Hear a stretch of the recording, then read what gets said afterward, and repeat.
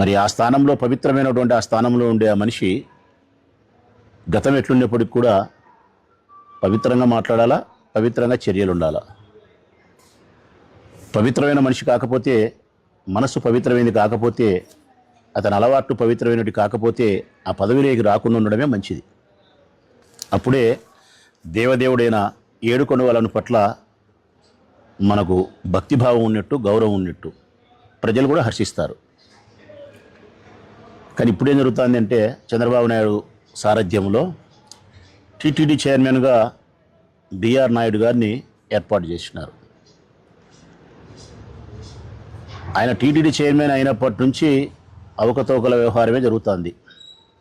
అందులో ప్రధానమైంది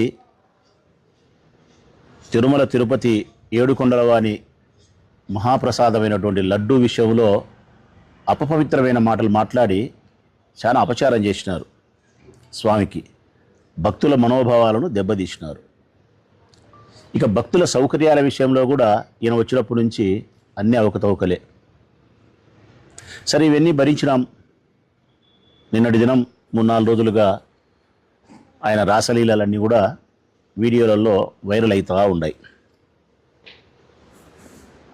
ఎందుకు నేను రంకు నేర్చినమ్మ బొంకు నేర్చదా అంటే, స్పష్టతగా వీడియోలలో మనందరం ప్రపంచమంతా చూసినప్పటికి కూడా ఆయన వల్ల బుకాయిస్తున్నాడు, బొంకుతున్నాడు. ఏమని బొంకుతున్నాడు ఆయన? అహంకారం కానీ, ఆయన బుకాయింపు కానీ.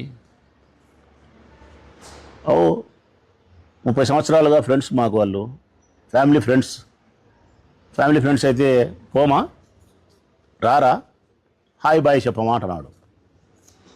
ప్రజల్ని అడుగుతా ఉన్నా నేను, ఫ్యామిలీ ఫ్రెండ్స్ అయితే ప్రజలారా, మనందరికీ ఫ్యామిలీ ఫ్రెండ్స్ ఉంటారు. బీదోళ్ళమైనా, సావుకారులమైనా, మూర్ఖులమైనా, తెలివిలు ఎట్టటోళ్ళన్నా కానీలే, ఎవరికి స్థాయి వాళ్ళ దగ్గర ఫ్యామిలీ ఫ్రెండ్స్ ఉంటారు. వాళ్ళ ఇంటికి మనం పోతాము, భోజనం చేసి వస్తాము. మన ఇంటికి వాళ్ళు పూట వస్తారు, భోజనం చేసి పోతారు. ఇది యాడైనా మన సంప్రదాయము, మన సంస్కృతి. ఇంకా మన ఫ్యామిలీ ఫ్రెండ్స్ అంటే స్నేహితులు భార్య అంటే మనకు సోదరితో సమానం. అసలు అటువంటి చెడు అభిప్రాయమే మనకి ఎవరికి కలగదు. మరి బిఆర్ నాయుడు గారు చెప్పినట్టు ఫ్యామిలీ ఫ్రెండ్స్ అయితే వాళ్ళ ఇంటికి పోయి పూట భోంచేయ్యా. ఇదేంది ఇది? వాళ్ళ ఇంటికి పోయి పూట భోంచేయాల్సిన మన సంస్కృతికి భిన్నంగా ఆ ఇంటి మనిషి యొక్క భార్యను భోంచేస్తావా? ఇదేనా మన పెద్దలు నేర్పిన సంస్కృతి? ఫ్యామిలీ ఫ్రెండ్స్ అని చెప్పి ఎంత ఈజీగా నువ్వు బుకాయిస్తావు. మళ్ళీ ఆయన మాట్లాడతాడు, ఏముందబ్బా దాంట్లో, ఎన్నిసార్లు చూసినా నాకేం కనపడలే, వలగాట్లే లేదు దాంట్లో, అశ్లీలత ఏమీ లేదు దాంట్లో, ఏముంది పని, ఎన్నిసార్లు చూసినా నాకేం కనపడలే అంటున్నాడు. ఏం కనపడాలా స్వామి? ఇంకా నాకు తెలియక అడుగుతా. పరాయి స్త్రీని, నీ ఫ్యామిలీ ఫ్రెండ్ అయినటువంటి వ్యక్తి యొక్క భార్యను నీవు నీ బాహుబంధాల్లో బంధిస్తీవి. నీ బాహుబంధాల్లో పూర్తిగా బంధించి, శ్వాస ఆడనంత దగ్గరగా బంధించి, ఒకరి మూతులు ఒకరు నాక్కొని, నడుము మీద చేసి వీణ మీటిన తర్వాత ఇంకా అశ్లీలత లేదా? ఇంక ఏమి చేసే అశ్లీలత అనుకుంటున్నావు నువ్వు? కనీస జ్ఞానం వచ్చినటువంటి ఏ యువతి యువకులకు కూడా వివాహం కావాల్సిన అవసరం లేదు. వివాహ వయసు వచ్చినటువంటి ఏ యువతి యువకులు అడిగినా కూడా అది అశ్లీలతనే చెప్తారు. నీకు మాత్రం కొలగాటి లేదంటున్నావు నువ్వు. ఏముంది దాంట్లో? ఏం లేదు. ఇంకా అంతకు మించి మళ్ళా అందరితో ఆగలే, నేను తగ్గేదేలే అంటున్నాడు. పుష్ప డైలాగు. ఈ తగ్గేదేలేన డైలాగు మరి దినమ్మ యాడైనా కానీ మంచి విషయాలు ఉపయోగిస్తే అది బాగుంటుంది. నేను తగ్గనబ్బా, ఏది ఏమైనా సరే ఈయన దాన ధర్మాలు చేసి నేను ఉద్ధరిస్తా, తగ్గేదే లేదు, బాగుంటుంది. ఏది ఏమైనా సరే అబ్బా, ఈ దేశం కోసం నా ప్రాణం ఇడుస్తా, తగ్గేదే లేదు, బాగుంటుంది. ఏది ఏమైనా సరే అబ్బా, ఊళ్ళో వాళ్ళ పిల్లల్ని నేను పట్టుకుంటా, తగ్గేదేలే. ఇది ఎక్కడిదిరా స్వామి తగ్గేదిలే? ఏంటికి తగ్గవయ్యా నువ్వు? నీ 72 సంవత్సరాల వయసులో నువ్వు ఇంకా తగ్గేదేలే అని నువ్వు చేయి ఊపుతున్నావంటే, నువ్వు తగ్గకూడదు అనుకుంటే మందులో మాత్రలో వేసుకొని యుద్ధం చేయి మాతో. ఎవరితో? నువ్వు యుద్ధం చేయాలంటే నువ్వు మందులు వేసుకోవాలా. మందులు వేసుకోకపోతే యుద్ధం చేయలేవు వైఎస్ఆర్ కాంగ్రెస్ పార్టీతో. అర్థమైందా? అర్థం ఏంటి అదిలే. నువ్వు బిఆర్ నాయుడువా, బూతు రోత నాయుడువా? ఇంకా నీకు ఏమాత్రమే కానీ సంస్కారము, మర్యాద, గౌరవము, దేవుని పట్ల భక్తిభావం ఉంటే ఇమ్మీడియట్గా నువ్వు రాజీనామా చేసి ఉండాలా. ఇమ్మీడియట్గా నువ్వు రాజీనామా చేసి ఉండాలా. రాజీనామా చేయకపోవడం, పైగా ఆ ఏముండా 7 కొండలు 8వ కొండ ఉందంటున్నాడు. నా వ్యాపారాలు దండిగా ఉన్నాయి నా హైదరాబాదులో, వీడికి నేను ఎందుకు రావాలా అంటే, తిరుమల తిరుపతి యొక్క పవిత్రమైనటువంటి ధార్మిక క్షేత్రమైన కొండ మీద నువ్వు నివాసం ఉండడం అనేది నీవు పనికిమాలిన పనిగా భావిస్తున్నావు. హైదరాబాద్లో కూర్చొని వ్యాపారాలు చేసుకునే విషయాన్ని నువ్వు గొప్పగా భావిస్తున్నావు. ఇంతటి బలహీనమైన అభిప్రాయము భగవంతుని పట్ల, ధార్మిక క్షేత్రం పట్ల ఉండే నీవు ఆ పదవి తీసుకోకూడదు. రాజ్యసభ పదవి తీసుకోవాల్సింది. ఇచ్చింది కదా చంద్రబాబు నాయుడు నీకు, తీసుకోవాల్సింది. ఇదెందుకు తీసుకున్నావు? ఈ పదవి తీసుకునే తల్లికి ఈ పదవికి తగినటువంటి న్యాయం చేయడానికి కావలసిన అలవాట్లను నువ్వు ఏర్పాటు చేసుకోవాలా. నీ వ్యవహార శైలి కానీ, నీ వ్యసనాలు కానీ, ఆహార అలవాట్లు కానీ, అన్ని విషయాల్లో మార్పు రావాలా. నీకు అహంకారం ఎక్కువే, మాటలు ఎక్కువే. ఇంత జరిగిన తర్వాత కూడా నీకు ఇంకా బుద్ధి రాలే. ఇంకా అన్నిటికంటే ఘోరమైంది, ఈ భారతదేశ వ్యాప్తంగా ఉండే ప్రతి హిందువు బాధపడేంత గొప్ప చెడ్డ మాట ఏంటంటే ఆయన మాట్లాడింది. అసలు నాకైతే ఆశ్చర్యం అనిపిస్తుంది ఎట్లా మాట్లాడాడు ఆ మాటని. భగవద్గీతలో ఏముందంటున్నాడు? ఏముంది భగవద్గీతలో? చెత్త ఏముంటుందయ్యా నాయుడు? ఏముంటుంది భగవద్గీతలో? శ్రీకృష్ణ పరమాత్ముడు చెప్పినది ఉంటుంది. మా అందరికీ భారతదేశ వ్యాప్తంగా గొప్ప మాటలు. పుట్టినవాడు గిట్టక తప్పదు, గిట్టినవాడు పుట్టక తప్పదు, అనివార్యమే మరణం గురించి చింతించనేలా, ధర్మాన్ని నువ్వు రక్షించు, ధర్మం నిన్ను రక్షిస్తుంది. ఇవి ఉంటాయి. ఇట్లాంటి చాలా ఉంటాయి గీతలో.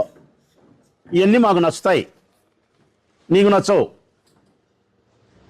శ్రీకృష్ణుడు చెప్పిన భగవద్గీతలో ఏముంటాయంటే ఇదే ఇప్పుడు నేను చెప్పినది ఉంటాయి. పుట్టినవాడు గిట్టక తప్పదు, గిట్టినవాడు పుట్టక తప్పదు, అనివార్యమగు మరణం గురించి చింతించనేలా అని చెప్తాడు. మరి బిఆర్ నాయుడు ఆయన బిఆర్ గీతలో ఏముంటుందంటే, భగవద్గీతలో అయితే ఇవి ఉంటాయి, బిఆర్ గీతలో అయితే ఏముంటాయంటే వాచ్యాయన కామసూత్ర ధర్మాలు ఉంటాయి. వాచ్యాయన కామసూత్ర ధర్మాలు ఉంటాయి. ఈ కామసూత్ర ధర్మాల ప్రకారము నువ్వు పాఠాలు నేర్పిస్తావు. బిఆర్ గీత మాకొద్దు స్వామి, ఈ భారతదేశానికి వద్దు. మాకు భగవద్గీత కావాలా. శ్రీకృష్ణ పరమాత్ముడు బోధించినటువంటి పవిత్రమైనటువంటి ఆ గ్రంథములో ఉండే మాటలే మా జీవితాలకు మార్గదర్శకాలు. నీ మాటలు నమ్మి ఎవడైనా కానీ భగవద్గీతలో ఏముందనుకుంటే సంకనాకిపోతాం. నువ్వు వరస్ట్ అయిపోయినావు, వరస్ట్ అయిపోయినావు. నువ్వు వరస్ట్ కావడంలో కూడా. మళ్ళీ ఆయన మాట్లాడుతున్నాడు, ఆయన ఎవరో మూర్తిలో కీర్తినో చాలా యాది పెట్టుకుంటారంట. చాలా యాది పెట్టుకుంటారు బిఆర్ నాయుడునంట. నాయనా మూర్తి, ఏ క్షణాన ఏ మాట అన్యావో ఆ దేవదేవుడైన వెంకటేశ్వర పలికించినాడు నిన్నోటితో. చాలా యాది పెట్టుకున్నారు ఇప్పుడు మీ నాయుడును. తిరుమల తిరుపతి దేవస్థానం, టీటీడీ బోర్డు దేవస్థానం ఉన్నంత వరకు మీ బిఆర్ నాయుడు యాదిలో ఉండనే ఉంటాడు. ఇంకా ఇబ్బందే లేదు. ఇప్పటికైనా మీకు అర్థం కావాలా. ఆయన ఇంకొక ఆయన ఉన్నాడు, హరివో సాంబా. ఆయనదైతే అసలు యాది కాదబ్బా. ఆగిత్యం అయితే ఇట్ట పెట్టి మా సారు ఇక్కడికి వస్తే 1-2 గంటలు కూడా ఉండడు. నాకు దేవస్థానం గుర్తొస్తుంది. ఏ కొండలు గుర్తొస్తారా సాంబా? ఏ కొండలు నాయనా? కొండలు గుర్తొస్తారాయంట. చంద్రబాబు నాయుడు లాగే భక్తి పారవశ్యంలో మునిగి తేలుతున్నాడంట. భక్తి పారవశ్యంలో మునిగి తేలుతున్నాడు. 72 సంవత్సరాల వయసులో భక్తి పారవశ్యంలో మునిగి తేలుతున్నాడు. ఏ భక్తి పారవశ్యంలో? దేవదేవుడైన వెంకటేశ్వర భక్తి పారవశ్యంలో కాదు, ఇంకొక భక్తి పారవశ్యంలో తేల్తనాడు. ఇట్లా ఆగిత్యం కూతులన్నీ చెప్పి ఇట్లా అబద్ధాలన్నీ మాట్లాడి మీరు ఏమనుకున్నారంటే జగన్తో పెట్టుకున్నాములే, జగనే ముందులే అనుకున్నారు మీరు. జగన్ గబ్బు పట్టిస్తాము, జగన్తో పెట్టుకున్నాం అనుకున్నారు. ఇప్పుడు అర్థమైనది ఏంటంటే మీరు జగన్తో కాదు పెట్టుకునేది, జగన్నాథునితో పెట్టుకున్నారు. లోకరక్షకుడైన జగన్నాథునితో పెట్టుకున్నారు మీరు. ఎవరినైతే మీరు గబ్బు పట్టియాలనుకున్నారో ఆ జగన్నాథుని మీ జీవితాలను చించినాడు, ఇట్లా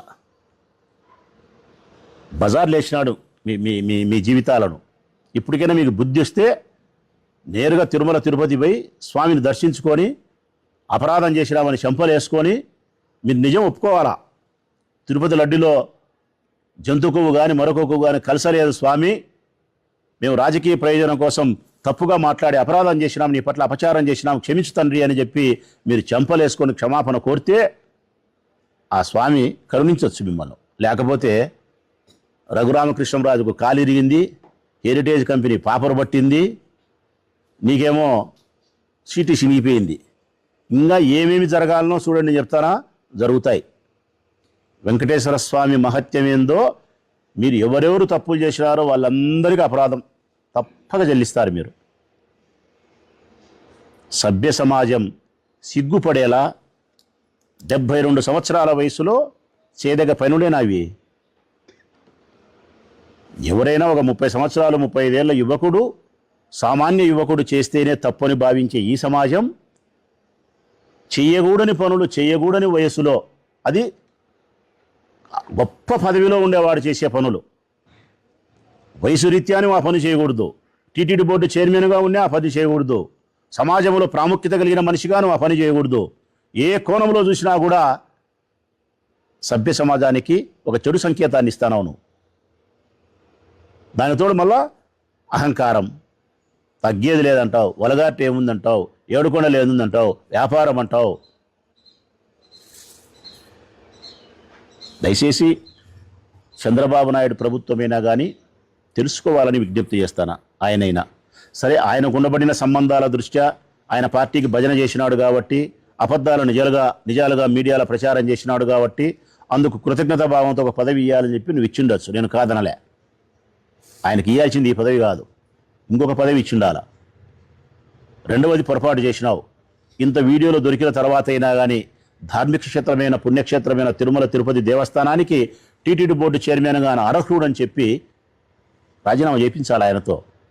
ఆ స్థానంలో పవిత్రమైనటువంటి హృదయం కలిగిన మంచి అలవాట్లు కలిగిన ఓ మనిషిని పెట్టగలిగితే అది భక్తులందరూ స్వాగతిస్తారు, సంతోషిస్తారు. లేకపోతే ముఖ్యమంత్రి గారు పనికిమాలిన రోడ్డు బిఆర్ నాయుడు అనే దానికంటే అతన్ని తొలగించకపోతే ఈ పనికిమాలిన రోడ్డు పెట్టోడు ఏ అని అంటారు, అవతల పక్క డ్యాష్.